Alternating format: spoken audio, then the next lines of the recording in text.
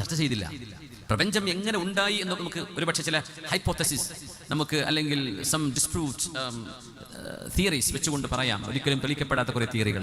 Okay, മഹാവിസ്ഫോടനം അപ്പം എങ്ങനെ ഉണ്ടായി എന്ന് പഠിച്ചത് കൊണ്ട് അപ്പം ഉണ്ടാക്കിയ ആളില്ലെന്നായോ? എങ്ങനെ ഉണ്ടായി എന്നേ പഠിച്ചിട്ടുള്ളൂ. ഇതാരുണ്ടാക്കി എന്ന ചോദ്യത്തിന് അപ്പോഴും ഉത്തരം കിട്ടിയിട്ടില്ല. ഈ ഉത്തരമാണ് വിശുദ്ധ ഇസ്ലാം ലോകത്തിന് സമ്മാനിക്കുന്നത്.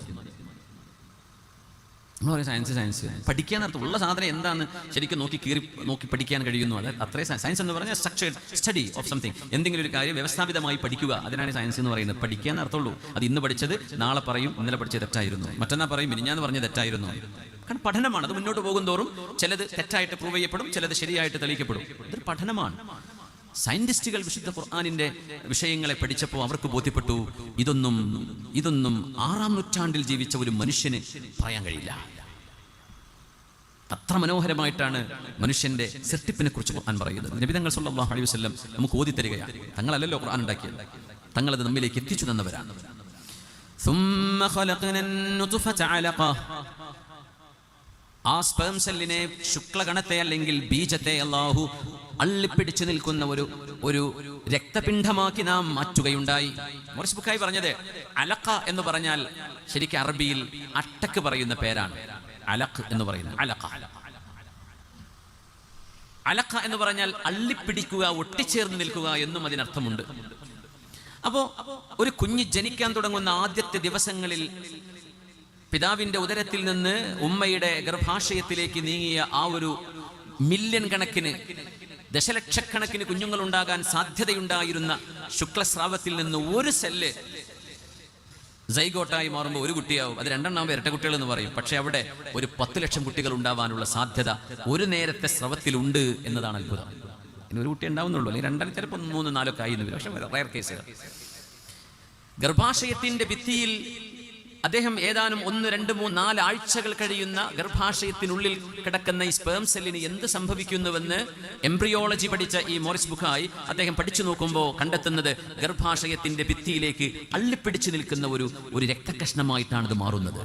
അപ്പൊ അലക്ക എന്ന് പറഞ്ഞാൽ നമ്മൾ രക്തകണ്ഠം അല്ലെങ്കിൽ രക്തത്തിന്റെ ഒരു കഷ്ണം പോലെ എന്ന് പറയാം. പക്ഷെ അത് അട്ടയെ പോലെയാണ്. അട്ടയ്ക്കും പറയുന്ന പേര് അലക്ക എന്നാണ്. അപ്പോഴാണ് അട്ടയുടെ ഒരു ഫോട്ടോ എടുത്തിട്ട് ഗർഭാശയ ഭിത്തിയിൽ കിടക്കുന്ന 3 ആഴ്ചയോ 4 ആഴ്ചയോ പ്രായമുള്ള ഒരു ഭ്രൂണത്തിന്റെ തുടക്കത്തെ നോക്കുമ്പോൾ അട്ടയുടെ അതേ രൂപത്തിൽ കിടക്കുന്ന സാധനമാണ്. ഇത് എങ്ങനെ പുണ്യനബിക്ക് പറയാൻ കഴിഞ്ഞു എന്നാണ് ഈ മനുഷ്യൻ അത്ഭുതപ്പെട്ടത്. അട്ടയെപ്പോലെ തോന്നിപ്പിക്കുന്നു. അട്ട ചോര കുടിക്കുന്നതാണ്. ഗർഭാശയ ഭിത്തിയിലേക്ക് അള്ളിപ്പിടിച്ച് ചോര കുടിച്ചുകൊണ്ടാണ് ഈ സാധനം വളരുന്നത്. അപ്പൊ എക്സാക്ട്ലി ലീച്ച് ലൈക്ക് സബ്സ്റ്റൻസ്, ഒരു അട്ടയെപ്പോലെ തോന്നിപ്പിക്കുന്ന ഒരു സാധനമായിട്ടാണ് ഈ കുഞ്ഞിന്റെ വളർച്ച ആരംഭിക്കുന്നത്. ഇതെങ്ങനെ ഒരു ലാബോ ഒരു ECGയോ ഒരു MRI ഒന്നും ഇല്ലാത്തൊരു കാലഘട്ടത്തിൽ എങ്ങനെ പുണ്യനബിക്ക് ഇത് പറയാൻ കഴിഞ്ഞു? അതുകൊണ്ട് ഇത് മനുഷ്യന്റെ വചനമല്ല. ഇങ്ങനെയാണ് മനുഷ്യൻ ഇസ്ലാം സ്വീകരിക്കുന്നത്. അല്ലാഹുവിന്റെ ചില വാക്കുകളുടെ സറ്റിലിറ്റി ഓഫ് ഖുർആനിക് ലാംഗ്വേജ്. ثم خلقنا النطفة علقة. മൂന്നാമത്തേത് രക്തപിണ്ഡമായി നാം അതിനെ മാറ്റുകയാണ്. فخلقنا العلقة مضغة. ആ രക്തപിണ്ഡത്തെ നമ്മൾ ഒരു മാംസകഷ്ണമാക്കി മാറ്റി. മുളക, മലക എന്ന അറബിയിൽ പറഞ്ഞാൽ ചവക്കുക എന്നാണ് വാക്കിന്റെ അർത്ഥം. മലക. മുളക എന്ന് പറഞ്ഞാൽ ചവച്ചത് എന്നാണ്. അതായത് രക്തപിണ്ഡം കഴിഞ്ഞ് അടുത്ത മാംസകഷ്ണമായി മാറുന്ന ഈ കുഞ്ഞ് ശരിക്ക് പല്ലിന്റെ അണപ്പല്ലുകൾ കടിച്ചാൽ ഭവിക്കുന്നത് പോലെ ആ ഇറച്ചി കഷ്ണത്തിന്റെ മീതെ പല്ലിന്റെ അടയാളം പോലെയുള്ളത് നമുക്ക് എംബ്രിയോ നോക്കിയാൽ മനസ്സിലാക്കാൻ പറ്റും. ഇതോ വിശുദ്ധ ഖുർആൻ പറഞ്ഞ വളരെ കൃത്യമായ വിവരണമാണിത്. അദ്ദേഹം അത്ഭുതപ്പെട്ടു പോയി. ആ വാക്ക് നോക്കണം. ചവച്ചാൽ പല്ലിന്റെ അടയാളം പതിയുന്ന പോലെയുള്ള മാംസകഷ്ണം എന്നാണ് ആ വാക്കിന്റെ അർത്ഥം. അങ്ങനെ തന്നെയാണ്. നിങ്ങൾ നോക്കിക്കോ, ഒരു 6 ആഴ്ചയോ 7 ആഴ്ചയോ 8 ആഴ്ചയോ കഴിയുമ്പോഴേക്കും ആ ഭ്രൂണത്തിന്റെ അവസ്ഥ അങ്ങനെയാണ്. മുദ്ഗത്താൻ. സുബ്ഹാനല്ലാഹ്. എന്നിട്ട് അല്ലാഹു പറയാം, അപ്പൊ എത്രനായി? സുലാലത്തും മിൻ തീൻ നുത്ഫ. അത് കഴിഞ്ഞാൽ പിന്നെ അലഖ. അലഖ കഴിഞ്ഞാൽ മുദ്ഗ. 4 എണ്ണമായി. നമ്മൾ അറിയാതെ നമ്മൾ കടന്നു വന്ന ട്രാൻസ്ഫോർമേഷൻ. 5ാമത്തേത് ഫഖലഖനൽ മുദ്ഗത ഇളാമാ. ആ മാംസകഷ്ണത്തെ നാം എല്ലുകളായി പടച്ചു. ഈ മാംസകഷ്ണം പിന്നെ മാറുന്നത് ബോൺസ് ആയിട്ടാണ്, എല്ലുകളായിട്ട് രൂപപ്പെടുകയാണ്.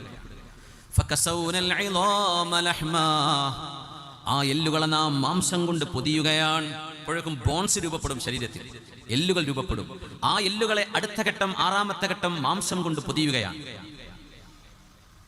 കണ്ണ് വന്നു, കാത് വന്നു, മൂക്ക് വന്നു, ചുണ്ടുകൾ വന്നു. ലിംഗനിർണയം ചെയ്യാൻ പറ്റുന്ന വിധം ബോഡി ഷേപ്പുകളായി തുടങ്ങി.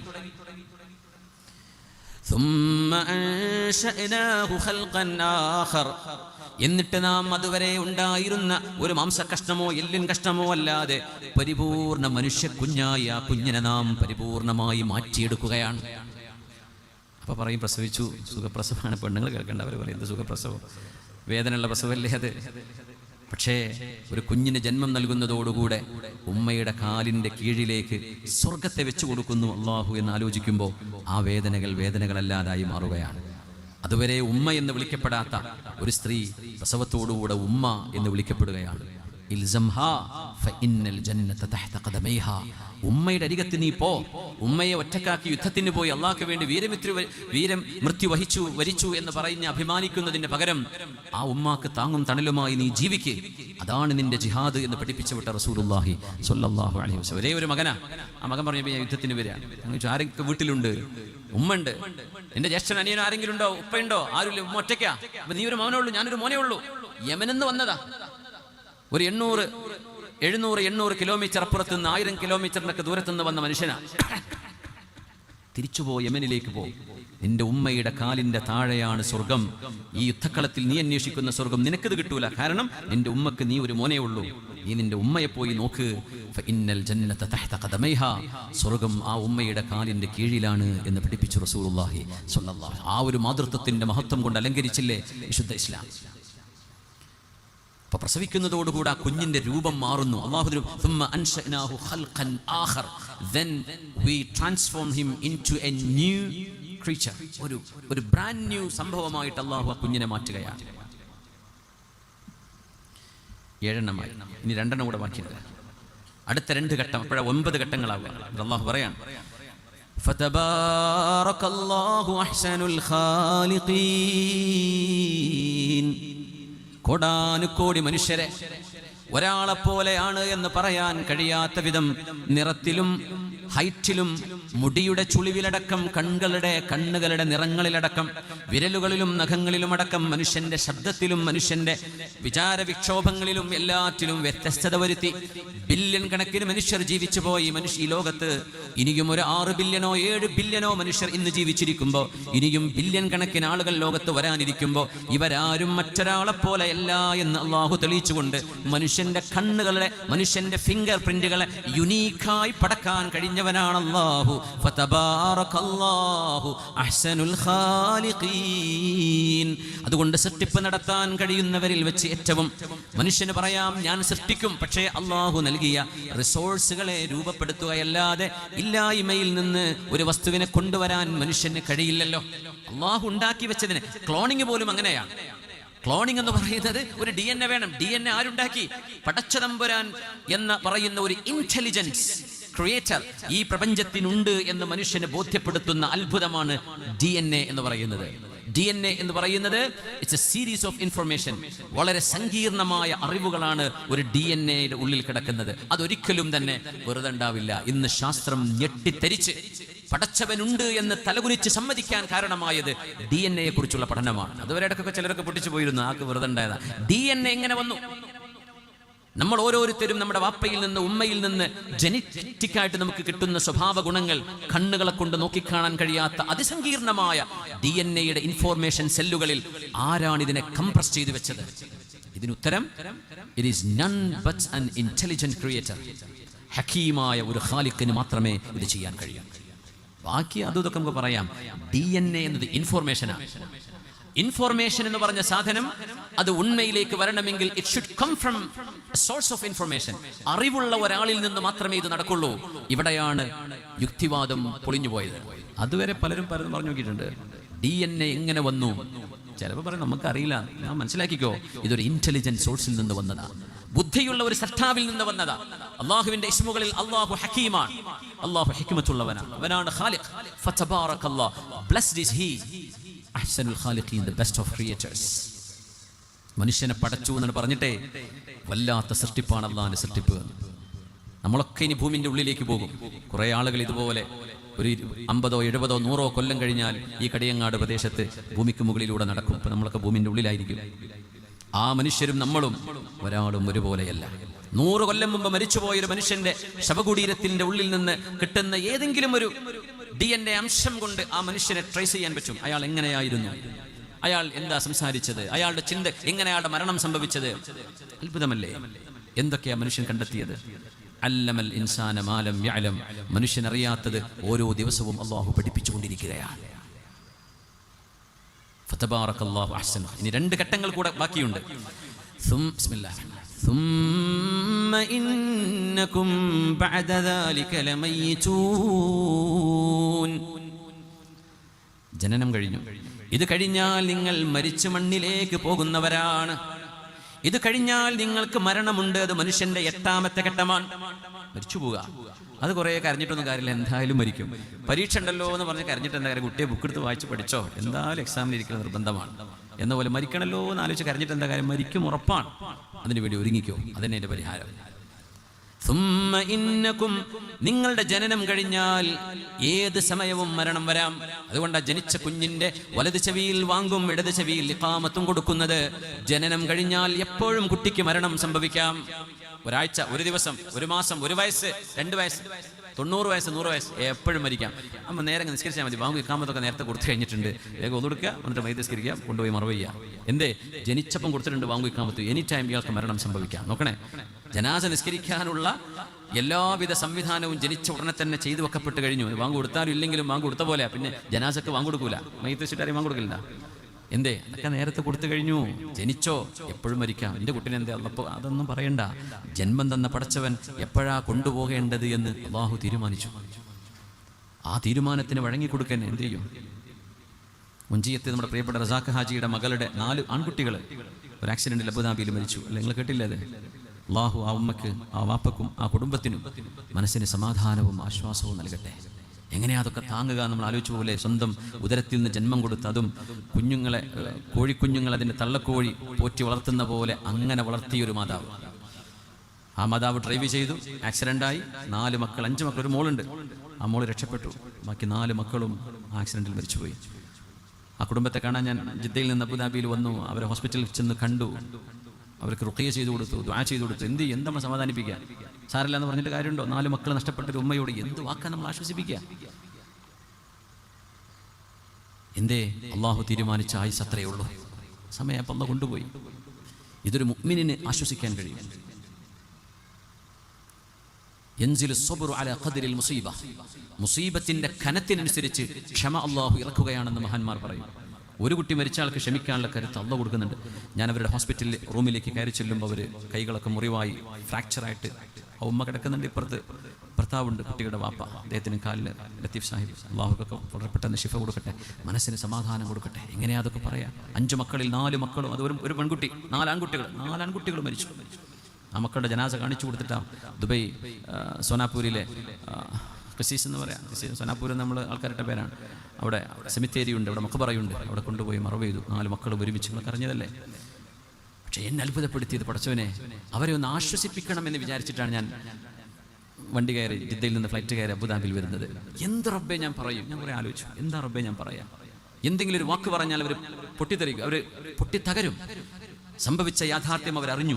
മക്കളെ കൊണ്ടുപോയി മറവ് ചെയ്തു. ഞാൻ ചെന്നപ്പോൾ വാപ്പ അവർ ദുബൈയിൽ നിന്ന് മറവ് ചെയ്ത് വരുന്നുള്ളൂ, ഉസ്താദ് കുറച്ച് വെയിറ്റ് ചെയ്യണം, അവർ ഹോസ്പിറ്റലിലേക്ക് ഇപ്പോൾ എത്തും. കുട്ടിയുടെ ഉമ്മ അവിടെ ഉണ്ട്, ഹോസ്പിറ്റലിലുണ്ട്, അബുദാബിയിൽ മഫറഖ് ഹോസ്പിറ്റലിൽ.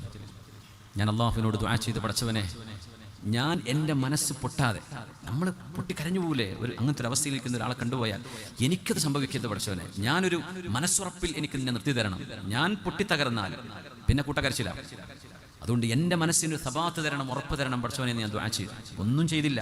2 പേർക്കും നന്നായി റുഖിയ ചെയ്തു കൊടുത്തു, മന്ത്രിച്ചൂതി കൊടുത്തു, ക്ഷമ കിട്ടാനും സമാധാനം കിട്ടാനും. 2 ബോട്ടിൽ വെള്ളം റുഖിയ ചെയ്തു കൊടുത്തു, സമാധാനം ഉണ്ടാവാൻ വേണ്ടി നിയ്യത്ത് ചെയ്ത് കുടിക്കട്ടെ എന്ന് പറഞ്ഞിട്ട്. ഒന്നും പറഞ്ഞില്ല. എന്ത് പറയാൻ? ആ ഉമ്മ അപ്പോഴും പറഞ്ഞു, ഒറ്റ വാക്ക് എന്നോട് ഇത്രേ പറഞ്ഞുള്ളൂ, മക്കൾക്ക് വേണ്ടി ദ്വാരക്കണേ. അല്ലാഹ്, എനിക്ക് എൻ്റെ കണ്ണുകളെ പിടിച്ചു നിർത്താൻ പറ്റിയില്ല. എന്തേ ഇതൊക്കെ സംഭവിക്കുമ്പോൾ നമ്മൾ എന്തേ അങ്ങനെ, എന്തേ ഇങ്ങനെ, എന്താ പടച്ചവൻ അങ്ങനെ ചെയ്തു ഒന്നും പറയണ്ട. സുമ്മ ഇന്നക്കും ബഅദ ദാലിക ലമയ്യിതൂൻ. ജന്മം ഞാൻ നൽകി കഴിഞ്ഞാൽ പിന്നെ നിങ്ങൾ കുട്ടിയോ യൗവനമോ മധ്യവയസ്സിലോ വാർദ്ധക്യത്തിലോ അതിവാർദ്ധക്യത്തിലോ എങ്ങനെയുമാവാം, മരണം അതിൻ്റെ പിറകെ വരുന്ന നിങ്ങളുടെ 8ാമത്തെ ഘട്ടമാണ്. അള്ളാഹു ക്ഷമ നൽകട്ടെ, ആ കുടുംബത്തിന് ആശ്വാസം നൽകട്ടെ. അള്ളാഹു ആ കുടുംബം, ആ മക്കള്, അവരുടെ ബന്ധുക്കള്, ബന്ധുമിത്രാദികൾ. ഇതിലൊരു കാര്യം ഞാൻ പറയണേ, നമ്മളാർക്കും നമ്മുടെ നാട്ടിലെ ചെറിയൊരു പ്രശ്നമാണത്. ഒരു മരിച്ചു കഴിഞ്ഞൊരു വീട്ടിലേക്ക് ചെന്നാൽ എന്താണ് സമാധാനിപ്പിക്കേണ്ടത് എന്ന് അറിയാത്ത ഒരു വിഷയം. ഞാൻ നിങ്ങളെ കുറ്റം പറയല്ല, ആരെയും കുറ്റപ്പെടുത്തല്ല, നമുക്കത് അറിയില്ല. നമ്മൾ ചെന്നിട്ട് എങ്ങനെയാണ് മരിച്ചു എന്ന് ചോദിക്കും. പടച്ചോനെ, 100 ആൾ ചോദിച്ചു പോയ ചോദ്യമായിരിക്കും. ഏത് കുട്ടിയെ മരിച്ചത്, ആദ്യത്തേതോ രണ്ടാമത്തെ, നിങ്ങളൊന്നും ചോദിക്കണ്ട. നമ്മളൊരു സ്ഥലത്ത് ആശ്വസിപ്പിക്കാമെന്ന് ചെന്നാൽ അള്ളാഹു സ്വർഗം തരട്ടെ, സ്വർഗത്തിൽ പടച്ചവൻ കാണിച്ചു തരട്ടെ, അള്ളാഹു നമുക്ക് ക്ഷമ തരട്ടെ, ഇത്രയേ പറയാവൂ. അതിനപ്പുറം നമ്മൾ പറയുന്നതൊക്കെ അവരെ വേദനിപ്പിക്കും. നമ്മൾ വിചാരിക്കും എന്തേലും ചോദിക്കണ്ടേ. ചില പെണ്ണുങ്ങൾക്കും ആണുങ്ങൾക്കും അതറിയില്ല എന്താ ചോദിക്കേണ്ടത്. അവിടെ ചെന്നിട്ട് എന്തേ പറ്റിയത്, ഇങ്ങോട്ട് വന്ന് കുത്തിയതാ, അവൻ അങ്ങോട്ട് പോയി കുത്തിയ, എന്തിനാ അതൊക്കെ ചോദിക്കുന്നത്? കുട്ടി മരിച്ചു, ആ സങ്കടത്തിലാണ് അവരിയ്ക്കുന്നത്. മോൻ അവിടെ നിന്ന് മരിച്ചു, മോള് മരിച്ചു, വെള്ളത്തിൽ മുങ്ങിയിട്ടോ പുഴയിൽ ചാടിയിട്ടോ എന്തോ ആകട്ടെ, ആ കുട്ടിക്ക് വേണ്ടിയും ആ കുടുംബത്തിന് വേണ്ടിയും ഒന്ന് ദുആ ചെയ്തിട്ട് പോരെ, വേറെ ഒന്നും നിങ്ങൾ ചോദിക്കരുത്. അത് ചോദിക്കുന്തോറും ആ മുറിവ് ഇങ്ങനെ നീറിക്കൊണ്ടിരിക്കും. നമ്മൾ വിചാരിക്കും എന്തേലും ചോദിക്കണ്ടേ, അപ്പൊ ഇങ്ങനെ കഥ ചോദിക്കും. കഥ ചോദിക്കരുത്, അവർ മറന്നോട്ടെ. സമയം ചില ദുഃഖങ്ങളെ മായ്ച്ചു കളയുന്ന, അതിന് നമ്മൾ അനുവദിക്കണം. നമ്മൾ ആളുകൾ ദയവ് ചെയ്ത് എൻ്റെ സഹോദര സഹോദരിമാർ, ഒരു വേദനിക്കുന്ന ഒരു കുടുംബത്തിനും ചെന്നിട്ട് ആ അപകടത്തെക്കുറിച്ച് ചോദിക്കരുത്. ഖലാസ്, അത് നിങ്ങൾ പുറത്തുനിന്ന് ആരോടെങ്കിലും ചോദിച്ചോ, ആ വീട്ടുകാരോട് ചോദിക്കരുത്. അവർക്ക് വേദന ഉണ്ടാക്കും. മനസ്സിങ്ങനെ പാകപ്പെട്ട് വരുമ്പോഴായിരിക്കും കഥ അവ്വൽ മുതൽ ആഖിർ വരെ ചോദിക്കുന്നത്. അല്ലെങ്കിൽ അതിങ്ങനെ പറഞ്ഞുകൊണ്ടിരിക്കുക ഇപ്പുറത്തുനിന്ന്. നമ്മൾ ആരും ഇത് ചെയ്യരുത്. നിങ്ങൾക്ക് ദ്വാരക്കാൻ പറ്റുമോ, പോയി കണ്ടോ, ഇല്ല വീട്ടുകാരെ കണ്ട് സലാം പറഞ്ഞു പോര്. ആ ദുഃഖം അനുഭവിക്കുന്ന ആളുകളുടെ മനസ്സിനെ വേദനിപ്പിക്കുന്ന ഒരു ചോദ്യവും നമ്മൾ ചോദിക്കരുത്, ചോദിക്കാൻ പാടില്ല. നമ്മൾ ആശ്വസിപ്പിക്കാനല്ലേ പോകുന്നത്. നമുക്ക് ആശ്വസിപ്പിക്കൽ എങ്ങനെയാണെന്ന് അറിയാത്തൊരു വിഷയമുണ്ട്. അത് നമ്മൾ ശരിക്കും മനസ്സിലാക്കുക. നമുക്കങ്ങനെ സംഭവിച്ചാൽ നമ്മൾ എന്തായിരിക്കും വിചാരിക്കുക? ആ ദുഃഖത്തെക്കുറിച്ച് ഇങ്ങനെ ചോദിച്ചുകൊണ്ടിരുന്നാൽ നമ്മൾ ആ ദുഃഖത്തിലേക്ക് പോവില്ലേ? 3 ദിവസമാണ് മഅ്തം, ഔദ്യോഗികമായ ദുഃഖാചരണം ഇസ്ലാമിൽ 3 ദിവസമാണ്. അത് കഴിഞ്ഞാൽ പിന്നെ ദുഃഖം ഉണ്ടാവും, മരണം വരെ ചിലപ്പോൾ ദുഃഖം ഉണ്ടാവും, പക്ഷെ ആചരണമില്ല. ദുഃഖാചരണം 3 ദിവസമുണ്ട്. ആ 3 ദിവസം കഴിഞ്ഞാൽ ആ വീട്ടുകാർക്ക് മറക്കാനുള്ള സാഹചര്യം ഉണ്ടാകും. നോർമലി ബിഹേവ് ചെയ്യുക, ഒന്നും സംഭവിക്കാത്ത പോലെ. അവർക്ക് എന്താ വേണ്ടത്, കുടിക്കണോ, എന്താ വേണം, എന്തേ ആവശ്യമുണ്ടോ, ഇങ്ങനെയുള്ള ചോദ്യങ്ങളാവട്ടെ. എന്നല്ലാതെ ആ മുറിവിനെക്കുറിച്ച്, മരണത്തെക്കുറിച്ച് ഇങ്ങനെ ചോദിക്കരുത്. അവരോട്, ആ വീട്ടുകാരോട് ചോദിക്കരുത്. ഞാൻ പറയണമെന്ന് ആഗ്രഹിച്ചു പോകാറുണ്ട് പലപ്പോഴും. ഞാൻ ആ വീട്ടുകാരോട് തന്നെ പറഞ്ഞു, ആ മരണം സംഭവിച്ചു വിട്ടില്ല. ഞാൻ പറഞ്ഞു, ആരെയും സന്ദർശകർ അനുവദിക്കേണ്ട, അവരൊന്ന് മനസ്സ് പാകപ്പെടട്ടെ. സന്ദർശകർ വിളിച്ച് എന്താ വിളിച്ചു എന്ന കാര്യം ആളുകൾ വന്ന് കണ്ടിട്ട് എന്താ കാര്യം, ഇതല്ലേ ചോദിക്കാൻ പോകുന്നത്. അപ്പോൾ മനസ്സ് വേദനിക്കും. അള്ളാഹു ആശ്വാസം നൽകട്ടെ, അള്ളാഹു ആശ്വാസം നൽകട്ടെ. നാളെയോ മറ്റന്നാളോ നമ്മുടെ വീട്ടിലും നമ്മുടെ മക്കൾക്കും ഇതുപോലെ വല്ല അനുഭവം വരുമ്പോഴാണ് ആ ദുഃഖത്തിൻ്റെ ഭാരം എത്രയാണെന്ന് നമ്മൾ തിരിച്ചറിയുക. അള്ളാഹു പടച്ചതമ്പുരാന്റെ ഖലാഉകൾ നമ്മൾ സ്വീകരിക്കാൻ ബാധ്യസ്ഥരാണ്. അള്ളാഹു മുസീബത്തുകൾ ഇറക്കുമ്പോൾ അതിന് കണക്കായ ക്ഷമയും അള്ളാഹു ഇറക്കുന്നുണ്ടെന്നാണ്. അള്ളാഹു ആ ക്ഷമ കൊണ്ട് നമ്മളെയും, ഏത് പ്രയാസമുള്ള ആളുകളുണ്ട് അവരൊക്കെ എല്ലാവർക്കും അള്ളാഹു തആല ആശ്വാസം നൽകട്ടെ. ആമീൻ. ജാതിയും അതൊന്നും ബാധകമല്ല. ദുഃഖം എല്ലാവരുടെയും ദുഃഖമാണ്. മക്കൾ എല്ലാവർക്കും മക്കളാണ്. മാതാപിതാക്കൾ എല്ലാവർക്കും മാതാപിതാക്കളാണ്. അത് ഹിന്ദുവിൻ്റെയും മുസ്ലിമിൻ്റെയും ജൂതൻ്റെയും ക്രിസ്ത്യാനിയാണെങ്കിലും ആരാണെങ്കിലും മനുഷ്യരുടെ ദുഃഖവും മനുഷ്യരുടെ വികാരവും ഒന്നാണ്. ആ വികാരത്തെ നമ്മൾ മനസ്സിലാക്കുകയും ആ ദുഃഖത്തിൽ അവരോട് ഒപ്പം താങ്ങായി നിന്ന് അവർക്ക് മനസ്സിന് ആശ്വാസം നൽകാൻ കഴിയണമെന്ന്. എന്തുകൊണ്ടെന്നറിയോ? ജന്മം കഴിഞ്ഞാൽ മരണം അള്ളാഹു എഴുതി വെച്ചതാണ്. 8ാമത്തെ ഘട്ടം അതാണ്. 9ാമത്തേത്, ثم إنكم يوم القيامة تبعثون.